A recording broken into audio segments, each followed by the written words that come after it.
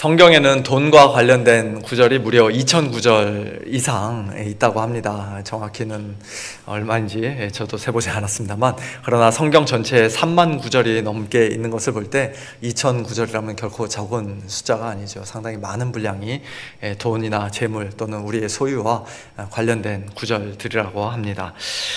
오늘날 저를 비롯하여 대부분의 목회자들이 솔직히 설교하기가 부담이 되고 가능하면 피하고 싶은 주제가 바로 돈이라고 할 수 있는데요. 그러나 예수님께서는 그 비유를 말씀하실 때도 돈에 관한 말씀을 상당히 많이 하셨고, 또 성경 전체에도 그 돈에 관한 말씀이 많이 있는 것을 우리가 보게 됩니다. 그리고 오늘 본문에서 사도 바울 역시도 돈에 관한 말씀을, 그 주제를 피하지 않고, 피하기는커녕 오히려 좀 더욱더 분명하게 강조해서 말씀하는 것을 우리가 보게 됩니다.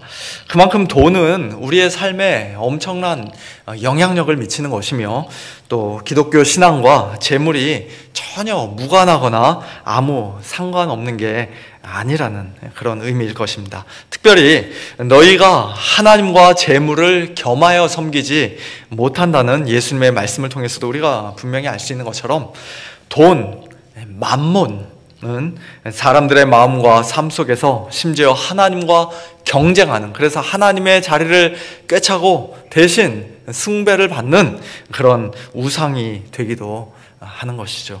오늘로써 3주째 돈과 관련된 말씀, 구제나 연보와 관련된 말씀을 우리가 집중적으로 살펴보고 있는데요. 고린도후서 8장과 9장까지만 그 내용이고, 이제 다음 주부터 살펴볼 10장부터는 전혀 다른 내용이 시작되니 우리 성도님들 괜히 시험에 들지 마시고, 오히려 돈을 대하는 우리의 마음 중심이 과연 어떤지, 평소에 돈을 어디에 어떤 식으로 사용하고 있는지, 혹시라도 하나님보다 돈을 더 사랑하며 마치 하나님처럼 그렇게 돈을 섬기고 있는 것은 아닌지, 오늘 우리의 모습을 하나님의 말씀에 비추어 정직하게 살펴보며 또 하나님 앞에서 다시 한번 결단하는 그런 복된 시간이 될 수 있기를 소원합니다.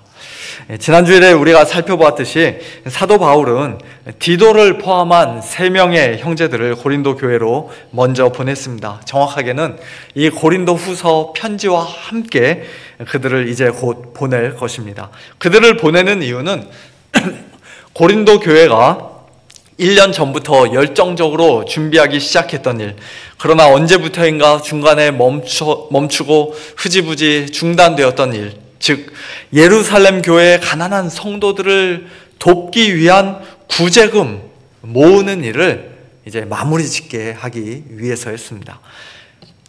1년 전 그 선한 일에 동참하기를 원했을 뿐만 아니라 열심히 준비하던 고린도 교회의 모습을 보고 사도 바울은 오늘 본문 2절 말씀과 같이 빌립보 교회와 데살로니가 교회 등이 있는 마게도냐 지역 여러 교회들에게 자랑을 했습니다.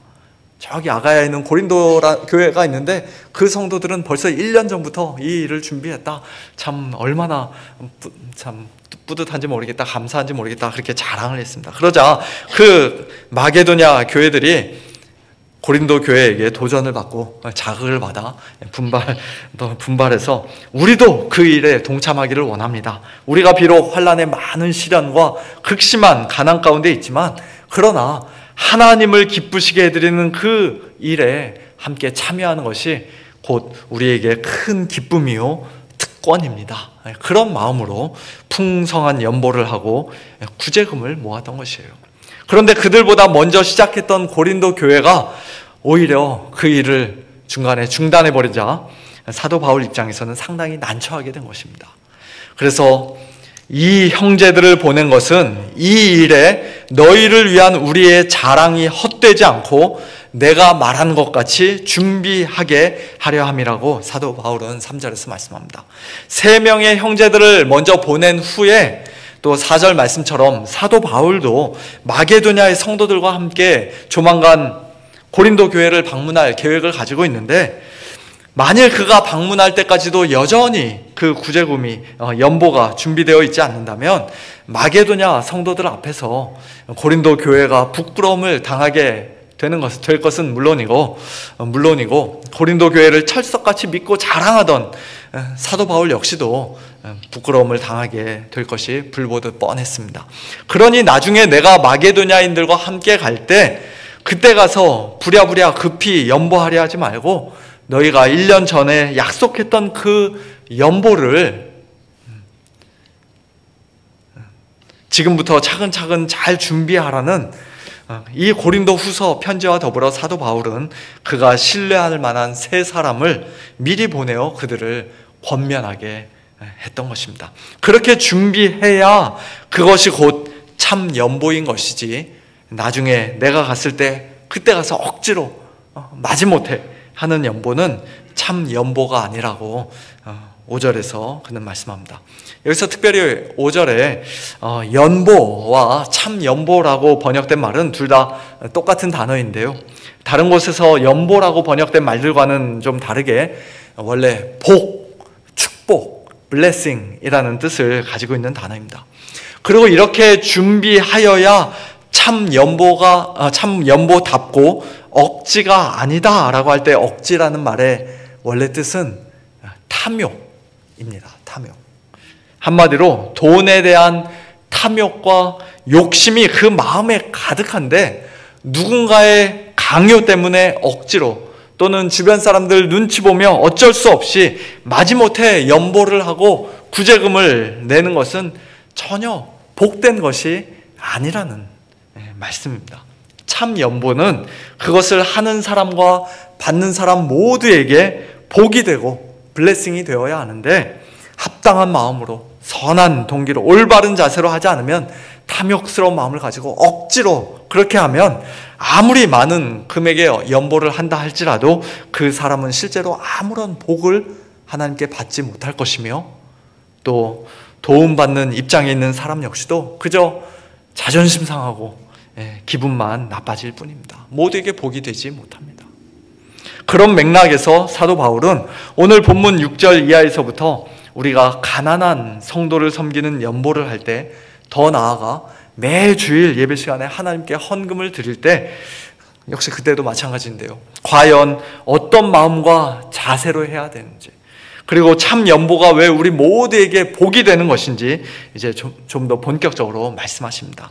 먼저 6절에서 그는 농사와 관련해서 아주 상식적인 말을 언급하며 말씀합니다.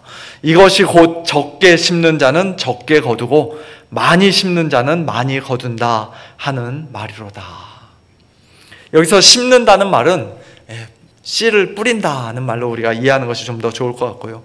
적게라는 말은 아껴서 인색하게 라는 뜻이며 많이라는 말은 앞에 5절에서 연보와 참 연보라고 번역된 단어의 원래 뜻이었던 복이라는 단어가 그 속에 들어있는 말입니다.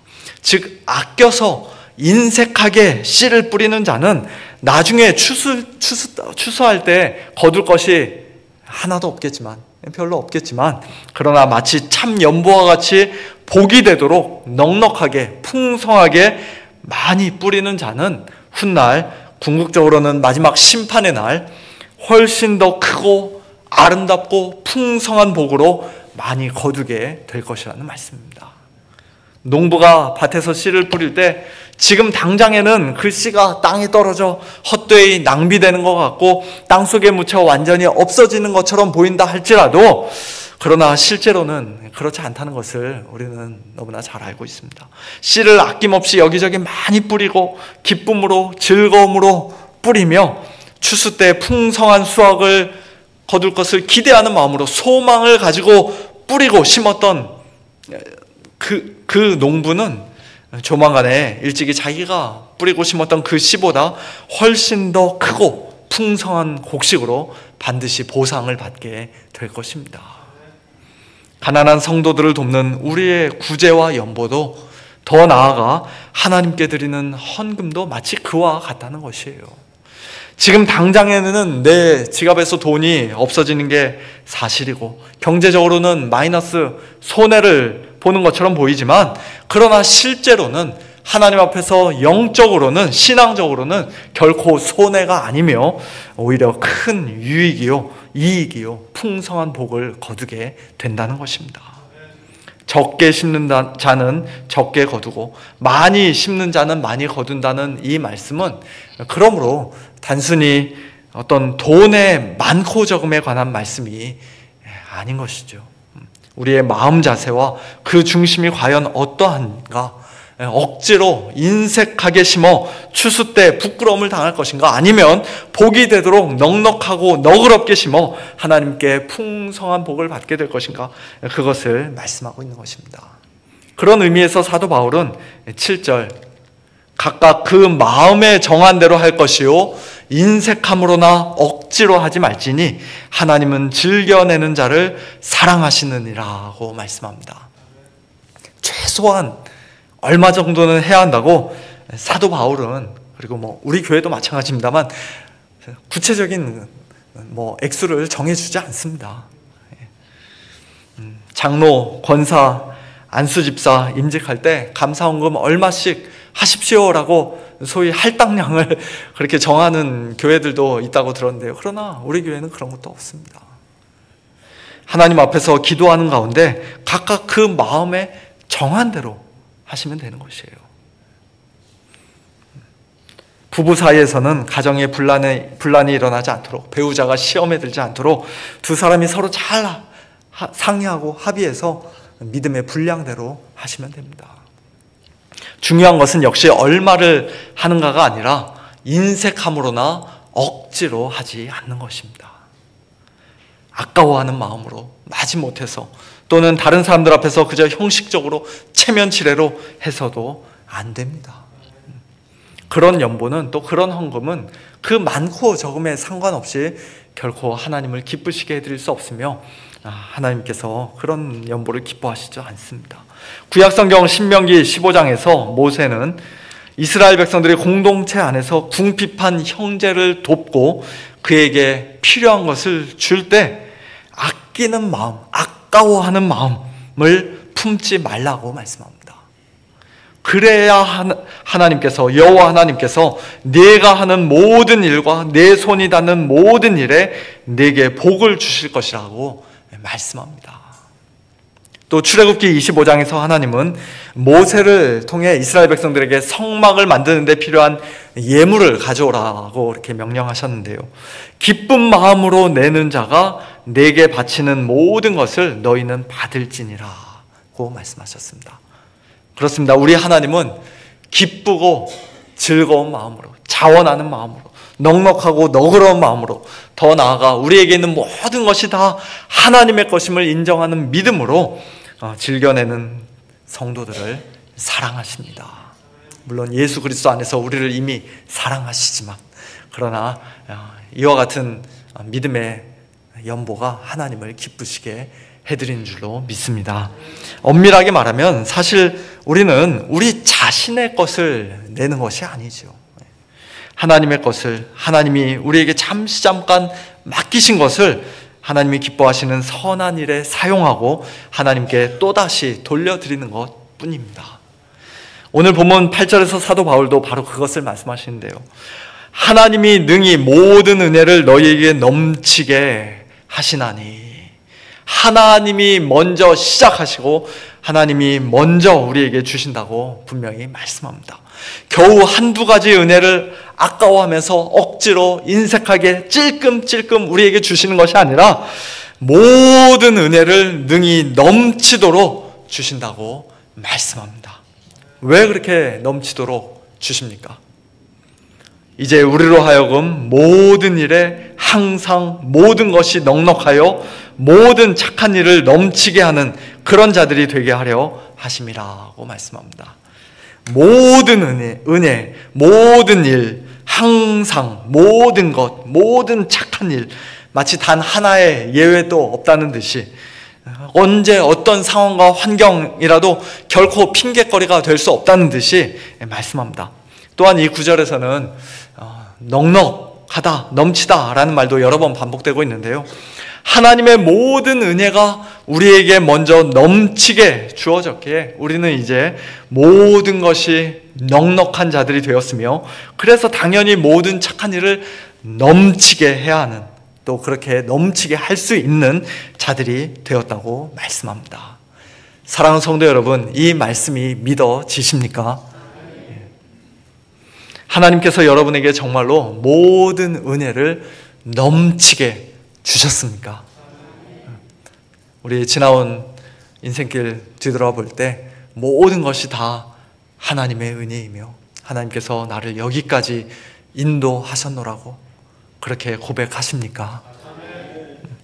하나님의 그 모든 은혜를 능히 넘치게 받았기에 이제는 모든 일에 항상 모든 것이 넉넉하여 모든 착한 일을 넘치게 하는 그런 자가 여러분 되셨습니까? 아까보다 아멘 소리가 좀 작아지는데요. 지금 현재 우리 자신의 모습을 돌아보고 우리가 처해 있는 어려운 형편을 생각하면 나는 모든 일에 항상 모든 것이 넉넉하다라고 차마 말할 수 없는 분들이 우리 중에는 분명히 많이 계실 것입니다. 하지만 이것은 바로 앞에 있는 6절 말씀과 마찬가지로 단순히 물질적인 풍요로움을 말씀한 것이 아니에요. 우리가 하나님의 모든 은혜를 넘치게 받아 다 부자가 되고 거부가 되고 재벌이 된다, 그런 말씀이 아닙니다. 빌립보서 4장에서 사도 바울은 어떠한 형편에든지 나는 자족하기를 배웠노니 나는 비천에 처할 줄도 알고 풍부에 처할 줄도 알아. 모든 일 곧 배부름과 배고픔과 풍부와 궁핍에도 처할 줄 아는 일체의 비결을 배웠노라고 말씀한 후에 내게 능력 주시는 자 안에서 내가 모든 것을 할 수 있느니라고 말씀합니다. 사도 바울이 물질적으로 항상 풍부하고 배불러서 그가 모든 것을 할 수 있었던 것이 아니라 그에게 능력 주시는 주님 안에서의 참된 자족과 만족의 비결을 그가 배웠기 때문에, 다른 말로 하면 돈에 대한 욕심과 탐욕으로부터 그가 완전히 자유로워졌기 때문에 사도 바울은 풍부와 배부름에 처했을 때뿐만 아니라 비천과 궁핍과 배고픔에 처했을 때에도 자기보다 지금 훨씬 더 어려운 처지에 놓여 있는 예루살렘 교회 성도들을 생각하며 넉넉한 마음으로 그들을 기쁘게 도와줄 수가 있었던 것입니다. 디모데전서 6장에서도 사도 바울은 우리가 먹을 것과 입을 것이 있은즉 족한 줄로 알 것이니라고 말씀합니다. 하나님 믿지 않는 이 세상 사람들과 비교해 볼 때 저와 여러분이 경제적으로 물질적으로 별로 그렇게 자랑하거나 내세울 것이 없을 수도 있지만, 우리 대부분이 그렇지만, 그러나 이 땅에서 살아가는 데 필요한 가장 기본적인 것, 즉 먹을 것과 입을 것을 오늘에 이르기까지 날마다 신실하게 공급해 주시고, 무엇보다도 모든 은혜를, 하늘에 속한 모든 신령한 복과 은혜를 우리에게 넘치도록 주신 하나님 안에서 우리가 참으로 자족하고 만족한다면 우리는 분명 모든 일에 항상 모든 것이 넉넉한 자들임에 틀림이 없습니다. 그리고 우리에게 주어진 하나님의 그 모든 은혜는, 또 그로 말미암은 우리의 모든 넉넉함은 이제 우리가 모든 착한 일을 넘치게 하는 것으로 반드시 이어지고 열매를 맺어야만 하는 것이에요. 오늘 본문의 문맥에서 그 모든 착한 일은 특별히 가난한 성도들을 도와주고 그들을 위한 연보를 하는 것인데요. 사도 바울이 시편 112편 9절 말씀을 인용하면서 오늘 본문 9절에 말씀하신 것처럼 우리가 흩어 가난한 자들에게, 재물을 흩어 빈궁한 자들에게 주는 것을 가리키는 말이라고 할 수 있습니다. 그리고 그와 같이 하는 우리 성도들의 의는 영원토록 있게 될 것이라고 말씀합니다. 이것은 우리 자신의 어떤 선행으로 우리가 하나님 앞에서 의롭다 하심을 받고 구원받는다는 그런 뜻이 아니라, 구원받은 성도로서의 착하고 의로운 열매를 하나님께서 기쁘게 받아주시고 인정해 주시고 영원히 기억해 주신다는 것입니다. 계속해서 10절과 11절에서도 하나님의 풍성한 은혜와 우리 성도들의 넉넉함과 그리고 성도로서의 착한 일, 연보, 그 세 가지가 서로 이어지고 연결되어 있는 것을 우리가 볼 수 있는데요. 심는 자에게 씨와 먹을 양식을 주시는 이가 너희 심을 것을 주사 풍성하게 하시고 너희 의의 열매를 더하게 하시리니 너희가 모든 일에 넉넉하여 너그럽게 연보를 한다라고 말씀합니다. 나는 씨가 없어서 심거나 뿌리지 못하는 것이라고 핑계대지 말라는 것이에요. 오늘 먹어야 할 빵 다른 사람에게 주고 나면 난 내일부터 이제 뭐를 먹고 사나 걱정하지 말라는 것입니다. 심는 자에게 씨를 주시되 풍성하게 주시고 우리에게 날마다 일용할 양식, 먹을 양식을 주시는 분이 바로 하나님이십니다. 신실하게 풍성하게 공급하시는 하나님의 그 은혜를 우리가 굳게 믿고 신뢰하는 가운데 하나님의 말씀에 순종하여 밖에 나가 씨를 뿌릴 때 우리에게 참된 성도로서의 의의 열매가 더해지게 될 것입니다. 뿌리는 씨가 금세 다 바닥나고 없어지는 것이 아니라, 그래서 더 이상 이제 뿌리지 못하는 것이 아니라 마치 열왕기상 17장에 나오는 사르밧 과부가 엘리야 선지자의 말씀에 순종하여 그에게 마지막 남은 떡 하나를 대접했을 때 그 집에 있는 통의 가루와 병의 기름이 없어지지 않았던 것처럼 우리 역시도 모든 일에 넉넉하여 너그럽게 연보하는 그와 같은 자들이 될 것입니다. 저와 여러분 우리 모두가 다 하나님의 모든 은혜로 말미암아 이와 같은 귀한 복을 풍성히 누리는 복된 자들 다 될 수 있기를 예수님의 이름으로 축원합니다. 마지막으로 한 가지만 더 생각해 보기를 원하는데요. 오늘 본문 11절에서부터 마지막 15절까지 여러 번 반복되는 감사라는 단어와 영광이라는 단어에 우리가 좀 주목해서 보기를 원합니다. 한마디로 우리가 하는 참 연보는 하나님께 대한 감사를 풍성히 넘치게 하고 또 하나님께 영광이 된다는 것입니다. 사람들에게만 유익이 되고 우리에게만 복이 되는 것이 아니라 하나님께 감사가 드려지고 또 하나님을 영화롭게 한다는 것이에요. 11절 고린도 교회 성도들의 너그러운 연보를 사도 바울 일행을 통해서 이제 조만간 전달받게 될 예루살렘 교회 성도들은 물론 고린도 교회 성도들에게도 고맙고 감사한 마음을 당연히 갖겠지만 그러나 무엇보다도 하나님께 감사하게 될 것입니다. 12절 이 봉사의 직무가 즉 고린도 교회 성도들의 이 귀한 섬김이 예루살렘 교회 성도들의 부족한 것을 보충할 뿐만 아니라 사람들이 하나님께 드리는 많은 감사로 말미암아 그와 같은 일들이 일어난 것에 대해서 고린도 교회 성도들도 감사하고 예루살렘 교회 성도들도 감사하고 많은 사람들이 하나님께 끊임없이 감사하는 그 감사로 말미암아 더욱더 넘쳤다라고 말씀합니다. 13절에서 사도 바울은 이 직무로 증거를 삼아 너희가 그리스도의 복음을 진실히 믿고 복종하는 것과 그들과 모든 사람을 섬기는 너희의 후한 연보로 말미암아 하나님께 영광을 돌린다라고 말씀하는데요. 고린도 교회 성도들의 후한 연보를 통해 그들의 믿음이 그저 입술만의 거짓된 믿음이 아니라 순종으로 선행으로 열매 맺는 진실한 믿음이라는 것이 증명된다는 것입니다. 그리고 그것이 궁극적으로는 하나님께 영광이 된다는 것이에요.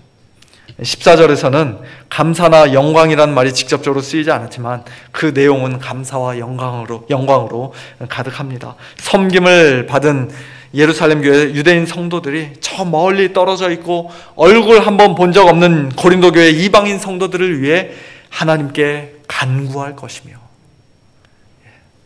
참 이것이 주는 자들이 받는 또 다른 복이 아닌가 싶습니다. 받는 분들이 그거 받고서 그냥 입 싹 닫고 잊어버리겠습니까? 예. 준 것에 대해서 감사하며 그들을 생각할 때마다 하나님 앞에 감사하게 될 것, 기도하게 될 것입니다. 또한 하나님이 이방인들에게도 우리에게와 마찬가지로 지극한 은혜를 주셨구나. 생명 얻는 회개를 주셨구나. 구원받는 참 믿음을 주셨구나. 이렇게 아름다운 의의 열매를 그들에게 더해 주셨구나. 놀라고 감탄하면서 하나님께 감사하고 하나님께 영광을 돌리면서 그들을 그리스도 안에서의 한 형제로 예루살렘 교회 성도들이 온전히 받아들이고 또 고린도 교회 성도들을 사모하고 사랑하게 될 것입니다.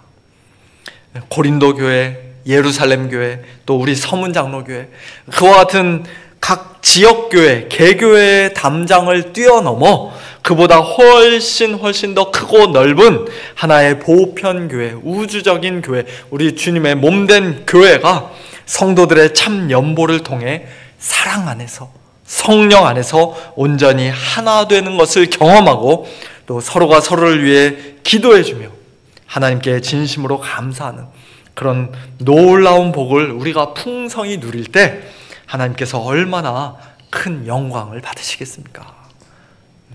하나님께서 영광을 받으시는 것이에요. 돕는 교회가 영광을 받는 것이 아니라 우리 교회도 그와 같은 복을 하나님께 영광 올려드리는 그와 같은 복을 풍성히 누리길 소원합니다. 마지막 15절에서는 사도 바울 역시도 하나님께 감사하고 있습니다. 말할 수 없는 그의 은사로 말미암아 하나님께 감사하노라.